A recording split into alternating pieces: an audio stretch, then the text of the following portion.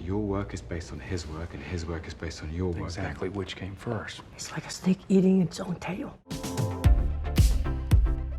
Hey, welcome back to ScreenCrush. I'm Ryan Airy, and this is all of the Easter eggs, references, and little things you might have missed in the 4th episode of Season 2 of Loki. Now, there is some very confusing time travel stuff in here, and there's one hell of a cliffhanger ending that I'm going to explain. But believe me, it seems complicated, but it's all going to be very easy to understand, and we are actually watching a big setup to Deadpool 3 and Avengers the Kang Dynasty. This episode marks the start of the multiversal war that will destroy the MCU faster than the Rotten Tomatoes scores of Secret Invasion. And a little later, I'm going to talk about what the hell happened to Ravonna and the TVA, got a theory on all that I cannot wait to tell you. And thank you all very much for the warm compliments and support for our new merch store where we design the merch ourselves. We have lots of Loki-inspired merch like Doug as Loki, the Miss Minutes Dolly Clock, the Miss Minutes Creepy Pinup shirt, the usual variant Time Traveler shirt with the history's worst offending time travelers in a lineup, and our variant hoodie with our ScreenCrush logo. Without you guys watching and supporting us, we would not be here. So thank you so much, and let's break this episode down. So we get a much shorter Marvel Studios intro as the camera slowly whips us through the time stream to the Palace of He Who Remains at the end of time. So we of course saw this effect at the beginning of Loki Season 1's last episode. There was a moment after Sylvie and Loki enchanted Alioth where the audience was taken on a ride through the time stream. What is grief if not love persevering?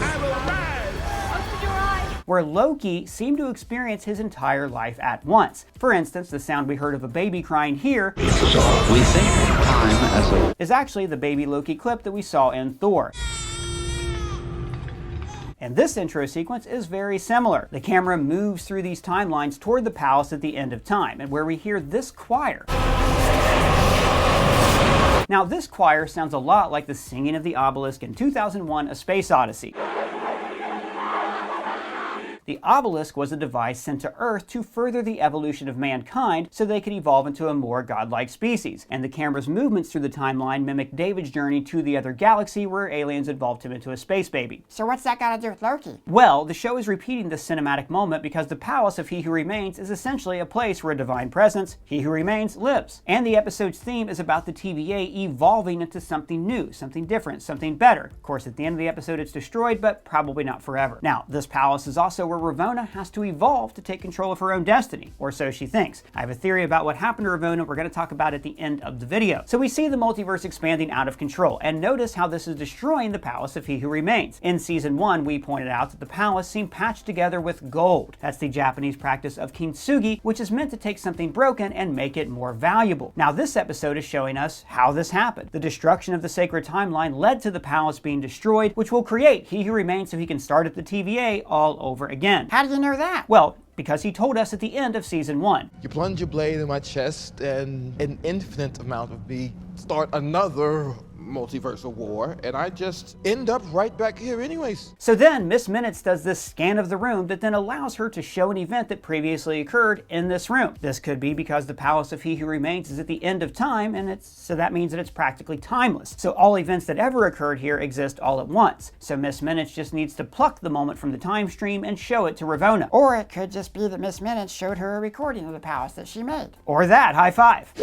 Hey person, you got those new models for the store look real good. Thanks man, but these actually aren't models. These are 4D builds, the new puzzle model kit from Spin Master, and I am thrilled to have them as a sponsor on this video. I love these puzzles. They're incredibly light and sturdy, they look fantastic on a shelf, and unlike other 3D puzzles I've tried to assemble, they're fun to put together. You see, they're made from these cardstock puzzle sheets, and every single model comes with instructions, so you can concentrate on building instead of getting frustrated looking for missing pieces. The instructions are also so easy to follow with letters, bumpers, and colored dots to make sure that they connect in all the right places. Well, so how long does it take? Like a couple weeks? I mean, not really, man. I mean, this one only takes 2 to 3 hours, so I just put on Avengers Endgame and then put it together while I watched. But really, I just love like the sturdiness and the level of detail on these models. Like they look great on your shelf, and you can pick them up and play with them. And check out this detail. Like the Iron Man bust actually has a Tony Stark autographed figure on it. That is literally the coolest sentence anyone has ever said. Alright, so there's got to be like several $100s each. Nope, not at all. The Iron Man helmet is only $30, and the Infinity Gauntlet is just $40. No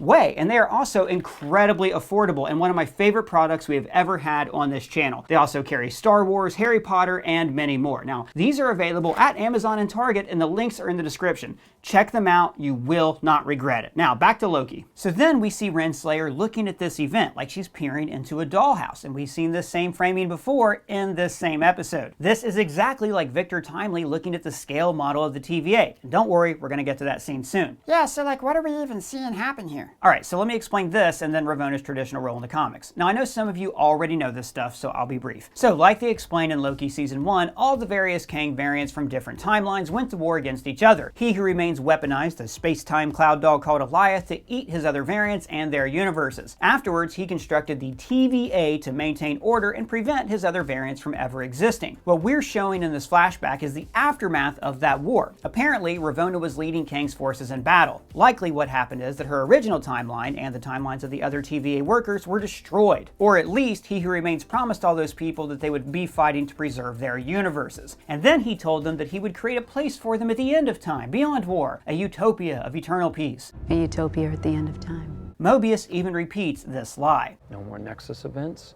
just order, and we meet in peace at the end of time. So why did he lie about a utopia? I think it's because he knew that there can never really be a utopia at the end of time. The only place that exists at the end of time is the void where Alioth lives, and that's no place to build a utopia. Instead, He Who Remains wanted to keep the TVA workers working endlessly to maintain his sacred timeline. But I have so many questions. Isn't this the same recording that Loki heard in episode 1? Yes, and I'm going to answer all those timeline questions a little later in the video. The important part of this scene is that Kang promises to lead with her. I will be proud to lead with you.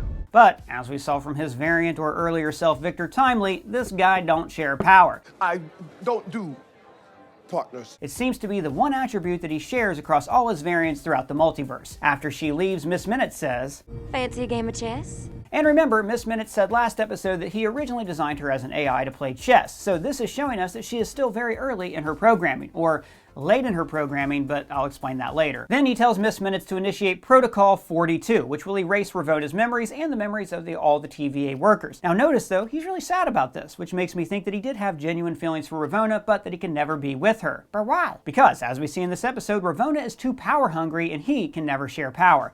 So, what are you proposing? That we don't need him. Maybe we never did. Now the number 42 here is interesting, and it could be for a couple different reasons. Famously, in The Hitchhiker's Guide to the Galaxy, an alien race builds a supercomputer that gives the answer to the life, the universe, and everything. 42. But because people don't know the question this is answering, it becomes useless knowledge. So Earth was created as a supercomputer just to find out the question that this is answering. Now, philosophically, this is about how we should just ask questions in life instead of always seeking answers, and life is about the journey instead of the destination. But this gag is also giving people the answer before they hear the question. In the same way, the MCU's Multiverse Saga is showing us how the Multiverse Saga ends, with He Who Remains winning and ruling over the multiverse, and this happens before we ever get to see the actual beginning of that saga. 42 could also be a reference to universe number 42. This is the universe where Miles Morales is stranded at the end of Across the Spider-Verse. You see, the multiversal travel of a single spider changed canon events across the Spider-Verse. Had that spider never traveled to Miles' dimension, his world's Peter Parker would have never died. In the same way, had these Kangs not started messing with the multiverse, then no multiversal war would have ever occurred. So this scene tells us a few things. One, that Mobius and the others maybe weren't kidnapped. They could have been warriors fighting for He Who Remains. It's also interesting that when Loki time slips, he hears a recording of this conversation. For us. For all time. Always. For all time. Always. But the TVA is still covered in statues celebrating He Who Remains and not the Timekeepers. So this means that He Who Remains ordered the TVA's memories to be wiped, but he didn't order the Timekeepers to be created just yet. He had to erase their memories a second time later on. But I do want to point out this hexagon on the floor, kind of like our Not the Beast shirt in our merch store. Not the beast!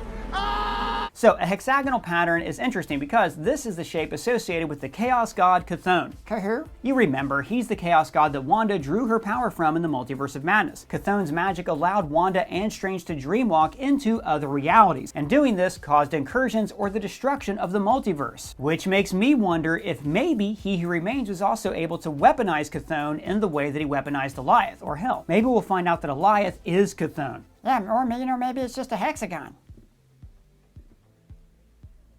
Afterwards, Ravonna's all mad that she did all the work and a man took all the credit, Fair enough. So then his exes team up to take over the TVA for themselves. Also, this is all very reminiscent of Ravonna Renslayer from the comics. In the books, Ravonna is the long-lost love of Kang the Conqueror, but the two of them can never be together. Circumstances in the time stream always force them apart. In many timelines, Ravonna just rejects Kang because she won't bend the knee to him, and in others, she continuously dies in his arms. She also ruled over Kang's time city of Chronopolis while posing as him. Look, it's a very long, complicated history that is adapted much more simply in this show. I don't think anything about this show is simple. It's a really complicated show. And then Victor Timely arrives at the present-day TVA. Now notice how there are 3 hourglasses on the wall here. This represents the myth of the 3 timekeepers that He Who Remains invented. But we pointed out last season that one of the timekeepers looked like Kang. So maybe the other 2 timekeepers are also modeled off 2 different people. So who are the other 2 timekeepers modeled off of? What if there were originally 3 people who helped to build the TVA? Or 3 people who at least were instrumental in creating the technology of the TVA? You know who I'm talking about. Putting a lot of faith in those 3 back there. The 3 timekeepers could actually just be based on Victor, OB, and Casey. But the TVA was destroyed. Yes, but it's going to be rebuilt because, like I said, this is all a big loop. We have an Ending Explained video coming out tomorrow or the next day where we explain this in more detail, but at some point, Victor Timely is going to meet a younger version of OB. OB even says so in this episode. I learned everything I know from a brilliant 19th century inventor named Victor Timely. Or, at the very least, he learns from Victor Timely's writings. The point is, I don't think we've seen the last of this character. Now, this was an interesting episode because there is a lot of discussion and mediation on what the TVA's mission should be now that the Timekeepers are revealed to be lies. We see this theme in a few different Multiverse Saga projects, like the Eternals, where another group learns that their gods were lying to them for their own selfish ends. But in a more meta way, this is like Marvel Studios struggling to define its identity after the original Avengers moved on or died. In fact, ScreenCrush's editor-in-chief Matt Singer wrote a great piece for our website where he talked about how the chaos in Loki seems to be a metaphor for the chaos at Marvel Television. Highly suggest you go to the site and check that out. But this show has also always been concerned with the idea of free will versus determinism. The whole first season was about Sylvie and Loki trying to break free from the preordained path of He Who Remains. Loki represented chaos, while Mobius was an agent of order. And then the season ends with Kang dying and the plan being erased.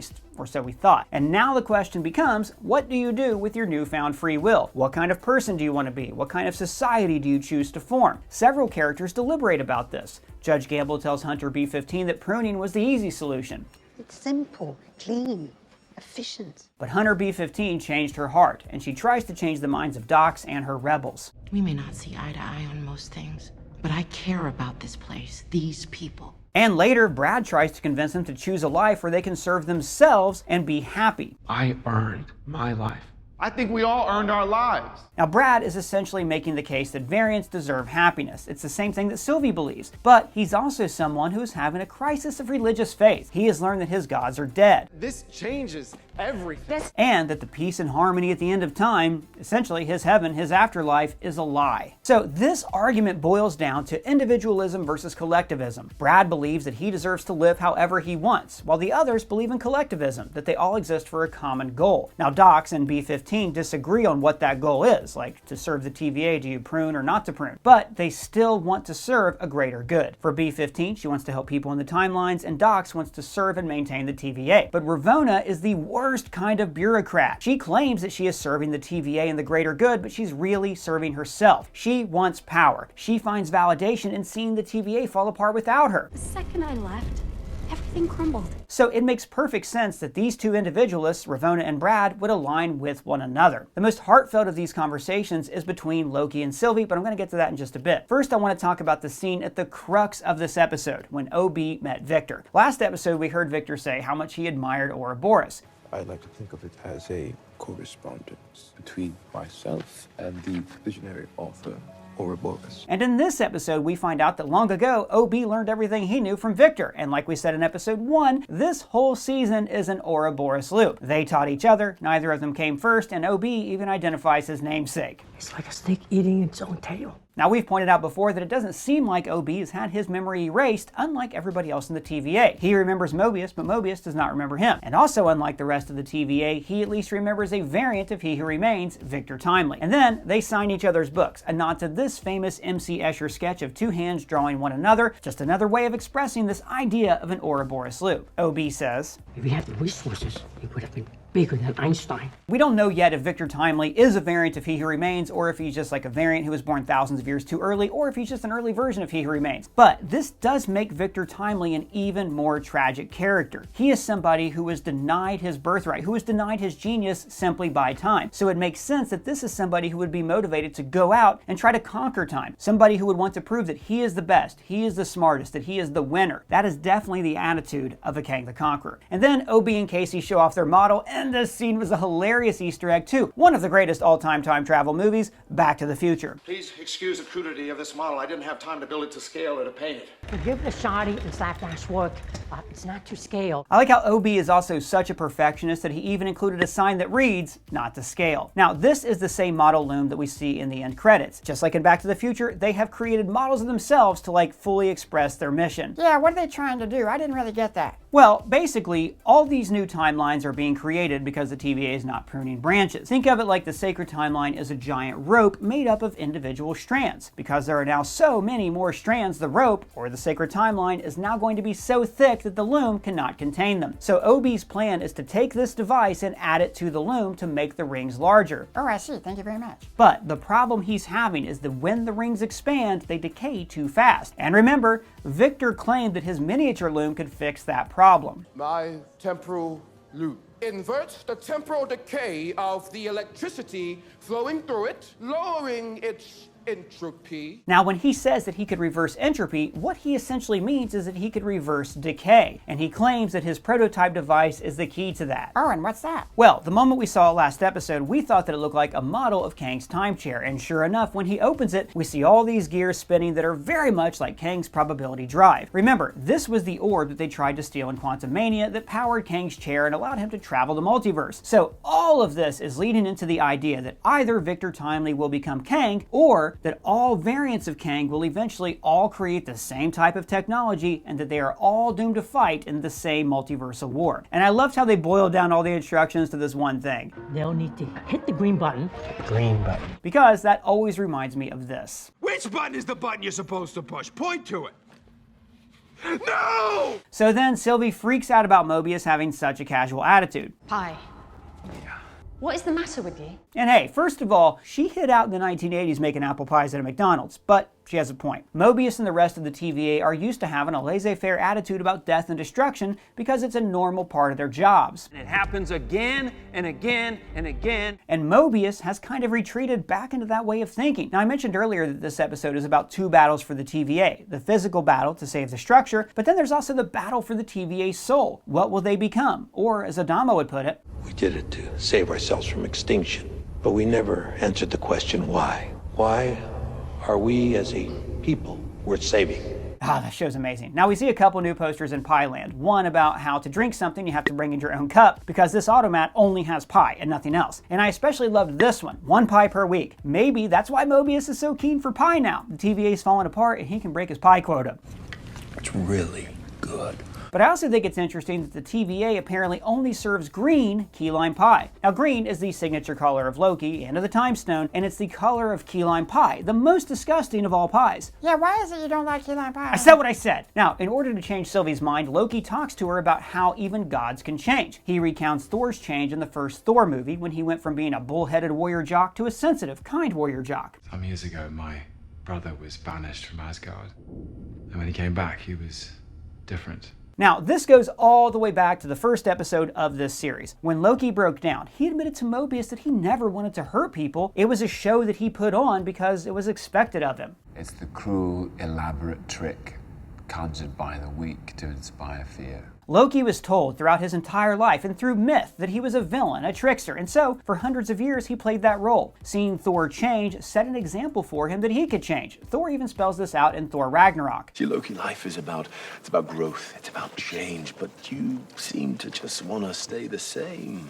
So Loki's role in Norse mythology is to start Ragnarok, and Ragnarok is the rebirth of Asgard, and then it all starts again. Boom, the end, start again. So his role is ever-repeating loops, the cycle of Ragnarok, stories that are told and retold throughout the ages. Even his name could come from Lok, the Norse word for loops or knots, like how Loki is trapped in a knot, a cycle of his own destruction and rebirth. And as we see in this episode, the TVA is probably caught in a similar cycle of death and rebirth. OB learned from Victor, Victor learned from OB, and we see the TVA get destroyed, but we know it's probably going to be rebuilt after the forthcoming multiversal war. But part of me wonders if a little bit of the old Loki villain is still in there. He wants to repair the TVA, but why? Is it to save lives, or is it so he can lead the TVA? There's still a part of Loki that believes that he is the smartest, he is the most suited to rule. Like when Sylvie said, "Sounds like whatever we do, we're playing God." His reply was dead on Loki. We are gods. But ultimately, Loki tells her that these two gods have to place their faith in mortals and just kind of hope for the best. That's a lot of hoping, Loki. I didn't have you down for an optimist. This is the best option we have. Now, in a way, this is actually what gods in mythology always do. They try to guide humanity down the right path, and then they hope that humanity makes good choices. Sylvie is still worried about empowering Victor Timely, saying, "So, you're gonna bring him behind the curtain?" Which is a reference to the Wizard of Oz. Pay no attention to that man behind the curtain. Now, throughout season 1, I kept saying that the show kind of felt like a nod to the Wizard of Oz, and in this season, we find out that indeed, he who remains was a huckster from the Midwest who fooled people with fancy light shows. And look, everyone, forget Ultron, forget Ada. The most dangerous AI that has ever existed in the MCU is Miss Minutes. Look at how she is enjoying crushing Dox's agents in the Cube machine. So in this scene, Ravonna claims that she is serving the TVA, but she's really serving herself and offers the others the same individualism and freedom. But there's an important thing to note here. Dox calls Bradley by his chosen name, Brad. Bradley. Because she respects him as a person. But Ravonna only calls him X5 because she only sees people as units that she can use to get power. And man, what a great piece of acting here from Rafael Casal. We don't need to see these bodies being crushed. It is written on his face. And the resolve here when he transforms into this monster just to justify what just happened. Like, it's a key moment in the episode and in the Multiverse Saga that shows that people like Kang can only ever rise to power when good people choose to let it happen. And then we transition from B-15's reaction to gooey TVA agents on the floor to gooey cocoa dripping from a machine. And I gotta say, the weirdest scene in this entire episode was Victor Timely's fascination with hot cocoa. I mean, he did invent a refrigerator chair, so he's like very into beverage technology. But this bizarre ragtimey theme, all very weird. Somehow more weird than if you replace it with music from Twin Peaks. Yeah, that was kind of weird. One thing that annoyed me about this, though, is how the cup is like suddenly empty. I seriously thought that it was a magic trick they did in the show, and Hollywood does this all the time, and I can't stand it. We don't really have time for that kind of rant right now. You're right, actually, and if you guys want to hear my thoughts on this and other topics that they won't let me talk about on the channel, subscribe to our Instagram and TikTok for those videos. On our socials, we also post original videos you cannot find here on the channel, and we have a lot of fun trying out new things and throwing out hot takes that YouTube just won't let us say. So subscribe, links are below. Then Miss Minutes locks out OB and everybody else, and the sound she makes, I mean, yours wasn't working either. Seems like a nod to Dennis Nedry's virus in Jurassic Park. You didn't say the magic word. And then later when we find the cocoa, we get a look at two new signs. One is a soldier and it reads, "Are you meant to be down here?" And then there's a radiation signal just above them, just to subtly warn us about this episode's shocker ending. And then there's a moment here where Loki immediately knows what Ravonna wants. Renslayer doesn't want him.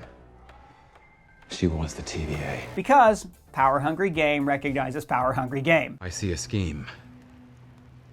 And in that scheme, I see myself. And then we get to see the completion of Episode 1's Ouroboros loop, as, like we predicted, it is Loki who indeed prunes himself in Episode 1. But we told you so! Now, I love the slow burn leading up to this, though, and details like how Sylvie is able to hotwire an elevator because she grew up in apocalypses making do with dying and dead technology. So wait, what actually happened here? Well, remember how in that first episode, Loki time slips to the future, sees the TVA is about to be destroyed, and then a mysterious person prunes him, basically to help him stop time slipping. Yeah, I remember that kind of. It was complicated, but I remember. Well, that person who pruned him was his future self. This is something called retrocausality, or it's the future creating its own past. In other words, like if you traveled back in time, had sex with your grandma, and then you became your own grandfather. If she's my grandmother, who's my grandfather? Isn't it obvious? You are. Wow, do humans really do that? On some Tumblrs, yes, people do that. So that means that everything that has happened thus far in this show was basically preordained to happen. It was maybe part of the script written by He Who Remains. Remember, his contingency plan in case he died was for Miss Minutes and Ravonna to get that journal to Victor Timely. It seems like giving him that journal set the TVA on this path, or maybe set Victor Timely himself on the path to becoming He Who Remains. But now, maybe the rebellion of Miss Minutes and Ravonna Renslayer has disrupted He Who Remains' plan. Or maybe this was part of his plan. We just don't know yet.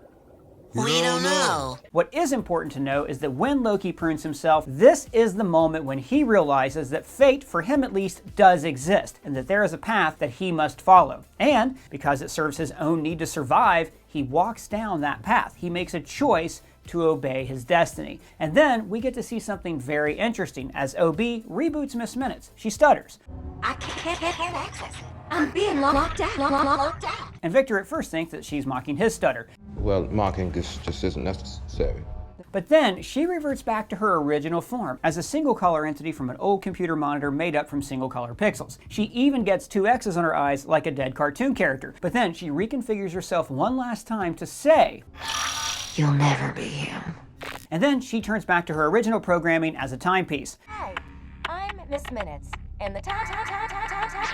And by the way, this could be because she was originally meant as a kind of calculation tool for Kang's multiversal travel. In other words, she had to calculate time and probability to help him cross to different multiverses. And then we get this slow lingering as the sculpture of He Who Remains comes into focus. And look, I'm going to stick with my theory that somehow Victor Timely is just a younger version of He Who Remains. And this scene really cements that. The last thing she says to him is, "You'll never be him." Then she blinks out of existence. The shot is on these statues for a very long time as they come into focus. And then we cut to Victor. In other words, Victor is looking at this statue and saying, no, I will become this person. I will not die a poor guy in the 1800s who was never able to live up to his potential. We're actually seeing the seeds for what makes Kang in this scene. The desire for power, the desire to rule, the desire to prove himself. It's going to be the character trait that's true across all these different versions. And then Sylvie enchants X5 to control him, like we saw her first do to the Roxxon workers way back in episode 2, where she basically got to try out wearing different bodies in order to fight Loki. And after he prunes Ravonna, the big question about that is what happens next to her. And I got a theory about that I'm going to talk about in just a bit. Then OB looks into the temporal aura reader. Now, this is the same kind of device that Loki walked through in episode 1, but it's way more sophisticated.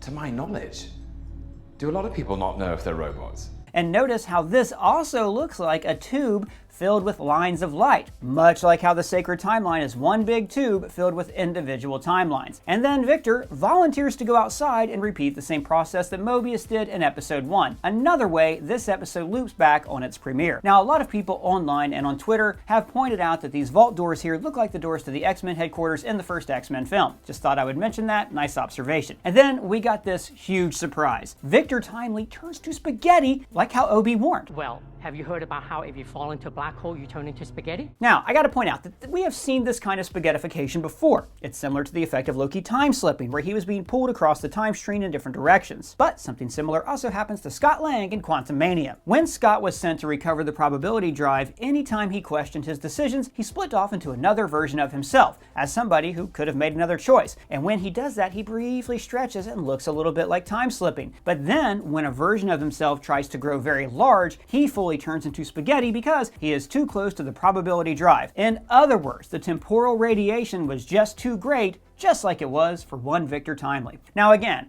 I'm not sure this guy's dead forever, and we got a video coming out soon that talks just about that. He's not dead! Hey, person, I want to finish my joke, okay? So there's these 2 muffins, right? And they're in this oven together, okay? Doug, not right now. We're still doing the Easter egg video. Okay, jeez. But for now, I want to talk about that ending and how Ravonna's story is actually going to set up the multiversal war. So, at the end of this episode, we see the timeline's energy expand and rupture the loom, creating an explosion that likely destroys the TVA. Now, does this kill everyone, or does it just set them free in their own timelines? I would very, very much like to hear your thoughts on this down in the comments. It could just be that this serves as a hard reboot for the TVA. In other words, maybe once this wave comes through, everybody just kind of forgets what happened to them before, and the whole process starts again. This could also be why Miss Minutes was rebooted, because once she's rebooted, she basically thinks she's been created for the first time. But one thing we do know is that Ravonna was pruned, which means that she was sent to the void at the end of time, where the other Loki variants are being pursued by Alioth. Now, you'll remember that Loki and Sylvie enchanted Alioth, which revealed the palace of He Who Remains. Presumably, that enchantment wore off and Alioth is back to eating people, or else the various gangs of Loki marauders would have stormed He Who Remains' palace by now. So Ravonna is trapped in the void, ever so close to the seat of power that she craves. And I think there's a clue about what's next in the recording of herself with He Who Remains. He says, "Thank you for being on my team." Which implies that Ravonna chose this variant of Kang. There were thousands or millions of Kangs vying for control, but she thought this one had the best chance of winning the multiversal war. And the last thing Kang says to her is, "See you soon." Which is also the last thing he said to Sylvie. "See you soon." Because, like I said earlier, all of this is one big time loop. The multiversal war starts, He Who Remains dies, the multiversal war starts, and so on. It happens again and again and again. So, He Who Remains knows that he's going to see Ravonna again after the loop restarts. Well, think about this. We know that He Who Remains finds Alioth in the cracks of the multiverse, and that Alioth is how he wins the war. I weaponized Alioth, and I ended the multiversal war. So, to find Alioth, He Who Remains will have to go to this void at the end of time. And who else will he find there? Ravonna Renslayer. But at this point, Ravonna would probably join him willingly just because she wants off the damn planet. I need to get off this planet. And maybe he even wipes her memory, or maybe not. Maybe the next time this cycle repeats, Ravonna knows that he is going to betray her. Maybe that's what's going to be different this time around. So we could see this same moment, He Who Remains and Ravonna talking to each other, it could repeat in Avengers the Kang Dynasty. The moment when He Who Remains thinks that Ravonna is going to return to the TVA and serve him, but instead she turns on him. I know it was you, Fredo. Maybe she even joins the Avengers to fight Kang like she briefly did in the comics. You see, all of this is leading up really to Deadpool 3 and to 2 Avengers movies, Kang Dynasty and Secret Wars. In Deadpool 3, we're going to see incursions. We're going to see like different Fox universes, X-Men, Fantastic Four, Ghost Rider, Daredevil, they're all going to collide and the multiverse is going to be destroyed. It's going to be a blast. But I think Avengers the Kang Dynasty is going to be about the actual multiversal war, where it looks like Kang is going to win. But then Ravonna betrays him and this changes everything. It breaks the loop. And this causes everything, causes reality to turn into Battle World. Now wait, what's Battle World? Battle World is awesome. It is this patchwork planet made up of different realities where variants of Thor, Spider-Man, the X-Men, everybody from every Marvel movie can duke it out against Kang and then ultimately reboot the MCU. And then, maybe then, they can finally give us the Avengers Secret Invasion movie that we all deserve. Well guys, just a reminder, to get your awesome 4D puzzles, check out the link in the description below. And I want to hear from all of you. What did you think about this episode? What do you think about our theories? Am I nuts? Am I right? Let me know. You can @ me on Twitter or talk to me down in the comments. And if it's your first time here, please subscribe, smash that bell for alerts. For ScreenCrush, I'm Ryan Airy.